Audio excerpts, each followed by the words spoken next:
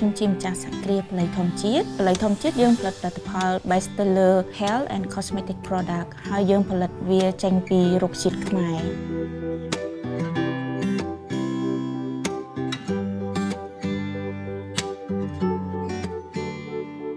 សិប្បកម្មផលិតធម្មជាតិគឺបង្កើតឡើងនៅក្នុងឆ្នាំ2017បច្ចុប្បន្នយើងមានផលិតផលជាង18មុខដែលផលិតចេញពីរុក្ខជាតិផលិតផលរបស់យើងមានជាប្រភេទតែហើយមានជាប្រភេទ skin care វិបត្តិ COVID គឺមានការប៉ះពាល់ខ្លាំងមែនទែនមកលើសហគ្រាសរបស់យើងផ្ទាល់ប៉ុន្តែនៅក្នុងសម័យហ្នឹងទៅជាផលិតផលរបស់យើងចាប់ផ្ដើមត្រូវបានប្រជាជនចាប់ផ្ដើមមើលឃើញដោយសារតែគេបិទច្រក1 2អីចឹងអត់ឲ្យនាំចូលផលិតផលអត់ឲ្យអីចឹងណាតែនៅពេលដែលយើងប៉ះពាល់ខ្លាំងមែនទែនហ្នឹងគឺករណី lockdown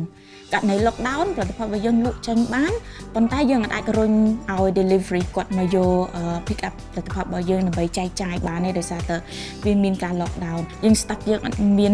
អីទាំងអស់ហ្មងហើយប្រឈមមុខទាំងការចំណាយទៅលើប្រាក់ខែបុគ្គលិកប្រឈមមុខទាំងការ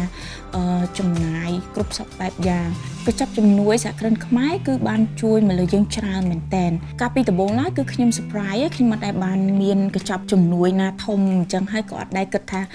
ពេលដែលបានហើយមិនត្រូវបានសងត្រឡប់ទៅវិញក្រៅពីកញ្ចប់ជំនួយសហគ្រិនខ្មែរគាត់មានការបណ្ដុះបណ្ដាលគាត់បង្កើតជីវៈ training ជាច្រើនដែលគ្រប់គ្រងសហគ្រាសទៅឲ្យនៅពេលដែលយើងចង់បើកអាជីវកម្មថ្មីមួយតែយើងត្រូវត្រៀមខ្លួនបែបណាហើយយើងរៀបចំខ្លួនបែបណាមានតាំងពីការត្រៀមខ្លួនសម្រាប់បើកអាជីវកម្មអញ្ចឹងវគ្គ training ទាំងអស់នោះគឺខ្ញុំចូលរៀនបានទាំងអស់តែម្ដង